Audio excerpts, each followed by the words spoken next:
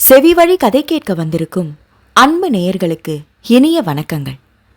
எழில் அன்பு audio novels சேனலுக்கு உங்களை அன்புடன் வரவேற்கும் நான் உங்கள் RJ பிரீத்தி. கதை கேட்போம், காதுகளுக்கு இனிமை சேர்ப்போம். இந்த ஆடியோ நாவல் உங்களுக்கு பிடிச்சிருந்தா லைக் பண்ணுங்க. உங்க கருத்துக்களை கீழே கமெண்ட்ஸ்ல சொல்லுங்க. உங்க நண்பர்களுக்கும் ஷேர் பண்ணுங்க. நம்ம சேனலில் தொடர்ந்து கதைகளை கேட்டு மகிழ சப்ஸ்கிரைப் பண்ணுங்க. கூடவே பெல் பட்டனையும் தட்டிவிடுங்க. இப்ப கதை கேட்கலாம் வாங்க. எழுத்தாளர் எழில் அன்பின் பாலையில் பனித்துளி, அத்தியாயம் 8. இவ்ளோ நடந்திருக்கு, எங்களுக்கு சொல்லணும்னு உனக்கு தோணவே இல்லையா ரஞ்சி? ஆதங்கமாக கேட்டாள் அவளுடன் பணிபுரியும் உஷா. அதானே, நாம எல்லாம் ஒரே இடத்துல வேலை பார்க்குறோம். ஒரு இக்கட்டுனா எங்களுக்கு சொல்றது இல்லையா? இல்ல நாங்க உதவ மாட்டோம்னு நினைக்கிறீங்களா என கேட்டாள் சுவாதி. 2-3 நாட்களாக ஏன் வேலைக்கு வரவில்லை என்று விசாரித்தவர்களிடம் ரஞ்சனா தான் மருத்துவமனையில் இருந்து வந்ததை சொல்லி இருந்ததிலிருந்து உஷாவும் சுவாதியும் அங்கலாய்த்து தள்ளிவிட்டனர். அவள் என்னவோ வேண்டுமென்றே மறைத்தது போல அவர்கள் பேசுவதை கேட்டு அவளுக்கு சிரிப்பு வந்தது. அவளே சொல்லக்கூடிய நிலையிலாயிருந்தாள். அவள் முடியாமல் மருத்துவமனையில் கிடந்ததே கண் திறந்த பிறகுதான் அறிந்து கொண்டாள். அது புரியாமல் பேசுகிறார்களே என்றுதான் இருந்தது. அவர்களுக்கு அவள் எந்த விளக்கமும் சொல்ல முற்படவில்லை. நடந்து முடிந்த விஷயத்திற்கு விளக்கம் சொல்லி என்ன ஆகப் போகிறது என்றே அமைதியாக இருந்துவிட்டாள். ஆனா பாரேன், நம்ம மேனேஜர் ரஞ்சனா வீட்டுக்கு எதிர் வீடுன்னு கூட இத்தனை நாள் இவன் நம்ம கிட்ட மூச்சே விடல. இவ்வளோ விஷயமும் நடந்த பிறகு சொல்றாங்க மேடம். இருந்தாலும் நீ இவ்ளோ அமுக்குனியா இருக்கக்கூடாது ரஞ்சி என்று சுவாதியும் உஷாவும் வேறு விஷயத்திற்கு தாவி விட்டனர். இதற்கு என்ன சொல்வது? அவள் வேண்டுமென்றே மறைக்கவில்லை. சொல்ல வேண்டிய அவசியம் வரவில்லை என்பதால் தான் சொல்லவில்லை. இதற்கு என்ன பதில் சொன்னாலும் இடக்கான கேள்வி வரும் என்று தோன்றியதால் அதற்கு மேல் ரஞ்சனா அந்த பேச்சை வளர்க்கவில்லை. நம்ம சாருக்கு நிஜமாவே கல்யாணம் ஆகலையாக்கா?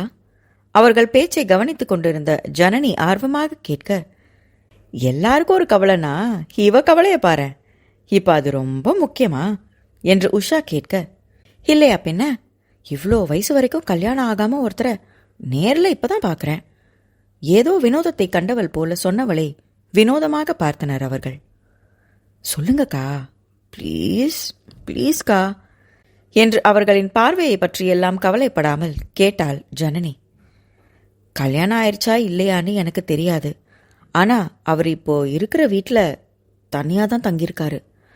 சொந்தம் வந்தோன்னு கூட யாரும் வர்றதில்லை என்று தனக்கு தெரிந்த தகவலை மட்டும் தெரிவித்தாள் ரஞ்சனா. அச்சோ, பாவம்லக்கா என்று உச்சி கொட்டினாள் ஜனனி. அம்மாடி, அவருக்கு உன் அப்பா வயசு இருக்கும், அடக்கி வாசி. நீ பாவப்படுறத பார்த்தா பக்குன்னு இருக்கு என்று கிண்டலுடன் சொன்னாள் உஷா.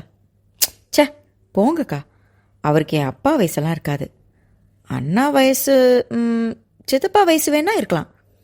அண்ணா என்றதும் உஷாவும் சுவாதியும் அவளை கிண்டலாக பார்க்க உடனே சித்தப்பா என்று சொல்லி அசடு வழியே சிரித்தாள் ஜனனி.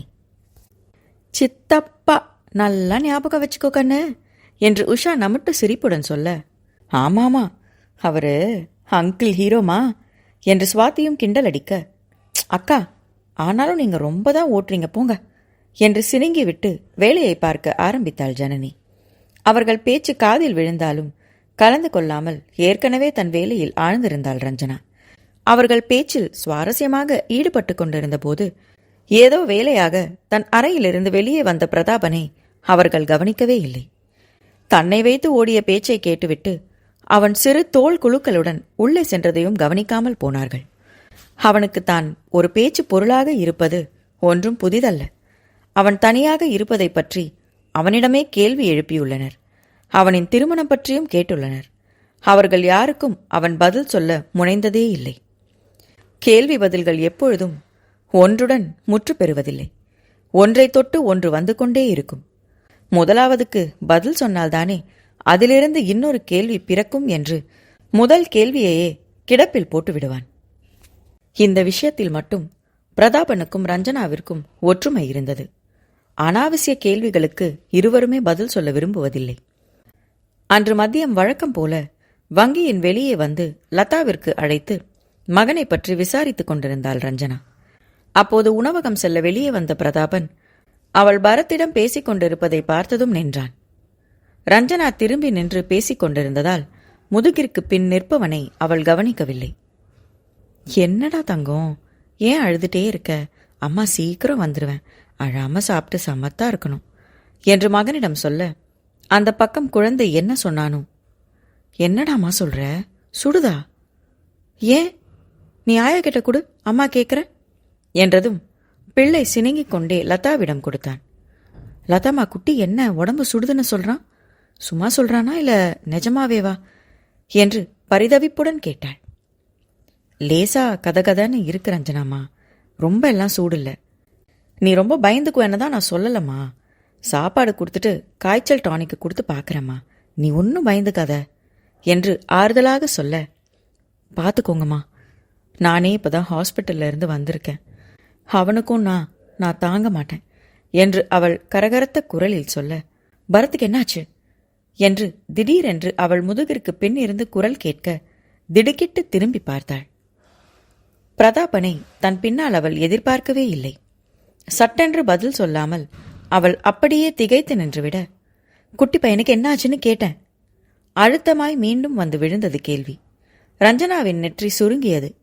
இதென்ன இவ்வளவு உரிமையாக? அவள் யோசிக்க நேரம் கொடுக்காமல் மீண்டும் அவன் கேள்வி வந்தது.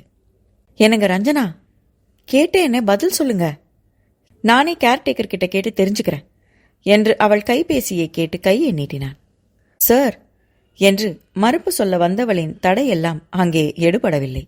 அதற்குள் எப்பொழுது அவன் கைக்கு தன் கைபேசி சென்றது என்று புரியாமல் அவள் திகைக்க, அவன் லதாவிடம் பரத் பற்றி விசாரித்துக் கொண்டிருந்தான்.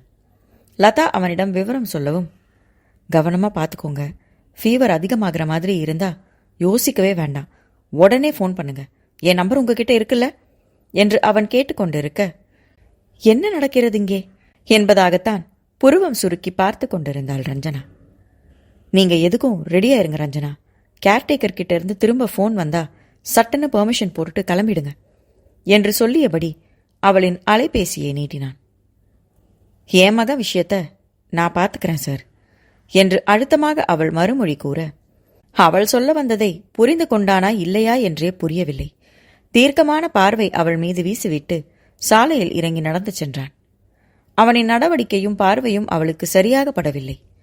தங்களுக்கு உதவி செய்தவன்தான் என்றாலும் அவனின் செயல் அவளுக்கு அதிக பிரசங்கித்தனமாகவே தெரிந்தது.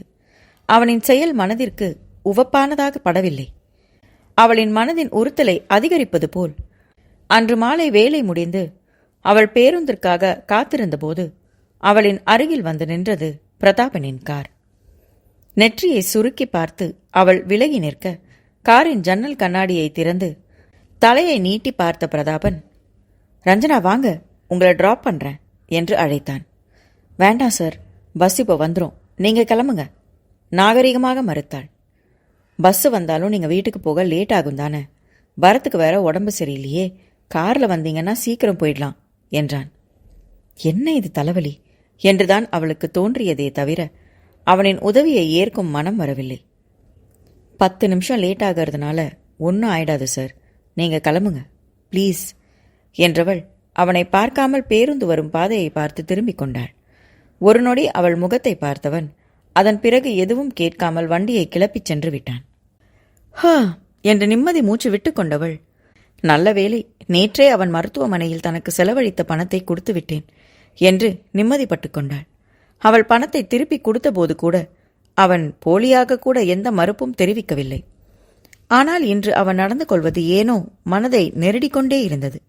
அதே மனநிலையில் அவள் பேருந்து பிடித்து வீடு சென்று சேர்ந்தபோது அவளின் வீடு வெகு அமைதியாக இருந்தது. பிள்ளைங்கள்லாம் எங்கம்மா, வீடே அமைதியா இருக்கு, ரூம்ல இருக்காங்களா? தனக்கு கதவை திறந்துவிட்ட லதாவிடம் விசாரித்தாள். அவங்க எங்கம்மா இங்க இருக்காங்க லதா சொல்ல, ஏன் எங்க போனாங்க அதிர்வுடன் கேட்டாள் அன்னை. மேனேஜர் சார் வீட்டில் விளையாடிக்கிட்டு இருக்காங்கம்மா என்று எதிர் வீட்டை சுட்டிக்காட்ட அவளுக்கு சுருக்கென்று இருந்தது. இதென்ன புது பழக்கம் என்ற கோபம் வர, அங்க ஏமா விட்டீங்க என்று கேட்டாள். நான் எங்கம்மா விட்டேன், அந்த சார் நம்ம வீட்டு கதவை தட்டி பரத் பையன் எப்படி இருக்கான்னு விசாரிச்சாரு. நான் பதில் சொல்லிட்டே இருக்கும்போதே அவரை தூக்க சொல்லி அவரோட வீட்டுக்கு கூட்டிட்டு போக சொல்லி கையை காட்டினான் பையன். வீட்டு பாடம் எழுதிக்கிட்டு இருந்த ஹரிணி பொண்ணும் அவர் பின்னாடியே ஓடிடுச்சு. நான் போய் கூப்பிட்டு பார்த்தா ரெண்டுமே வரல என்றாள். வரலன்னு அப்படியே விட முடியுமா லதாமா? இப்ப போய் கூட்டிக்கிட்டு வாங்க என்றாள் கோபமாக. அவரும் உடனே எதிர் வீட்டு கதவை தட்ட வீட்டிற்குள் செல்லாமல் தன் வீட்டு வாசலில் இருந்தே பார்த்து கொண்டிருந்தாள் ரஞ்சனா. கதவை திறந்த பிரதாபன் தன் வீட்டு வாசலில் நின்றிருந்த லதாவையும் எதிர் வீட்டில் நின்றிருந்த ரஞ்சனாவையும் புருவ தூக்கலுடன் பார்த்தான். பிள்ளைங்களை கூப்பிடுங்க சார், அவங்க அம்மா கூப்பிடுறாங்க என்று லதா சொல்ல, ஸ்நாக்ஸ் சாப்பிட்டுட்டு இருக்காங்கம்மா, சாப்பிட்டதும் அனுப்பி வைக்கிறேன் என்று ரஞ்சனாவின் முகம் பார்த்தே சொன்னவன் மீண்டும் கதவை அடைக்க மலைத்து நின்றாள் ரஞ்சனா. அவன் செய்வது எதுவும் பிடிக்கவும் இல்லை, ஏற்றுக்கொள்ளவும் முடியவில்லை. தானே படபடவென்று கதவை தட்டி பிள்ளைகளை அழைத்து சென்று விடுவோமா என்று கூட அவள் சிந்தனை சென்றது. ஆனால் அதற்கும் தயக்கமாக இருந்தது. தான் மருத்துவமனையில் இருந்த நேரத்தில் பிள்ளைகளை பார்த்து கொண்டதால் வந்த பிரியத்தில் அவன் இப்பொழுது கூட இப்படி நடந்து கொண்டிருக்கலாம். அதை தானே ஒரு பெரிய விஷயமாக பாவித்து பிரச்சனையை உண்டாக்கியதாக இருக்க வேண்டாம் என்று நினைத்து தன்னை கட்டுப்படுத்திக் கொண்டாள். ஆனால் பிள்ளைகள் இனி அங்கு செல்லக்கூடாது என்று சொல்ல வேண்டும் என்று முடிவை மட்டும் தனக்குள் உறுதியாக எடுத்துக்கொண்டாள். அதை பற்றி யோசித்துக் கொண்டே அறைக்குள் சென்று உடையை மாற்றி அவள் வெளியே வந்தபோது வீட்டு அழைப்பு மணி ஒலித்தது. பிள்ளைங்க வந்துட்டாங்க போல இருக்கு லதாமா, கதவை திறங்க என ரஞ்சனா சொன்னதும் லதா சென்று கதவை திறக்க, ரஞ்சனா வீட்டில் இருக்காளா என்ற குரல் கேட்டது. சமையல் அறையை நோக்கி சென்று கொண்டிருந்த ரஞ்சனாவின் காதில் அந்த குரல் கேட்டதும் புருவம் சுருங்க வாசல் பக்கம் வந்தாள். இருக்காங்க, நீங்க யாரு என்று லதா கேட்க, அதற்கு பதில் வரும் முன்னே அங்கே வந்திருந்த ரஞ்சனா வாசலில் நின்றிருந்தவளை பார்த்து திகைத்தாள். ஆனால் அது கன நொடிதான். உடனே சமாளித்துக் கொண்டவள், வாங்க வாங்க என்று சம்பிரதாயமாக வரவேற்றாள் ரஞ்சனா. உங்களுக்கு தெரிஞ்சவங்களா ரஞ்சனாமா? லதா கேட்க, ஆமாம்மா, நான் பேசிக்கிறேன். உங்களுக்கு வீட்டுக்கு போக நேரமாச்சு இல்லையா, கிளம்புங்க, இங்க நான் பார்த்துக்கிறேன் என்றாள். சரிம்மா, நான் கிளம்புறேன் என்று சொல்லிவிட்டு லதா கிளம்பிவிட உள்ளே வந்த அந்த விருந்தினரை சோஃபாவில் அமரச் சொன்னாள் ரஞ்சனா. இருக்கட்டும் என்றபடி சோஃபாவில் அமர்ந்த புனிதாவின் பார்வை வீட்டை நோட்டமிட்டது. ஆமா, உங்களுக்கு 2 பிள்ளைங்க தானே, எங்க அவங்க காணோம் என்று கேட்ட புனிதாவை உணர்வே இல்லாமல் பார்த்தாள் ரஞ்சனா. சொந்த அண்ணாவிற்கு பிறந்த பிள்ளைகள் எத்தனை என்ற கேள்வியுடன் ஆரம்பித்தவளை எந்த கணக்கில் சேர்ப்பது என்று மனதிற்குள் நினைத்து கொண்டாலும் வெளியே ஒன்றும் காட்டிக்கொள்ளவில்லை. அவள் பக்கத்து வீட்டில் விளையாடுறாங்க என்றாள் அமைதியாக. ஓ, அக்கம் பக்கம் எல்லாம் ரொம்ப நல்ல பழக்கமோ என்று ஒரு மாதிரியான குரலில் புனிதா கேட்க ரஞ்சனா பதில் சொல்லாமல் தீர்க்கமாக அவளை பார்த்தாள். இத போய் உங்ககிட்ட கேட்கிறேன் பாருங்க, ரொம்ப நல்ல பழக்கம்னு தெரியுமே, உங்களுக்கு சப்போர்ட்டுக்கு ஆளெல்லாம் வருதாமே, போலீஸை வர சொல்றேன்னு மிரட்டுற அளவுக்கு உங்களுக்கு ஆளுங்க இங்க சப்போர்ட் இருக்குல்ல என்று இடக்காக கேட்டாள் புனிதா. இவள் பெரியவர்களின் பேச்சில் இங்கே வந்துள்ளாள் என்று ரஞ்சனாவுக்கு புரிந்து போனது. உங்களுக்கு ஏதோ உடம்பெல்லாம் சரியில்லைன்னு கேள்விப்பட்டேன். மேலிருந்து கீழாக ரஞ்சனாவை ஆராய்ந்து கொண்டே கேட்டாள் புனிதா. ரொம்ப சீக்கிரம் கேட்டுவிட்டாள்.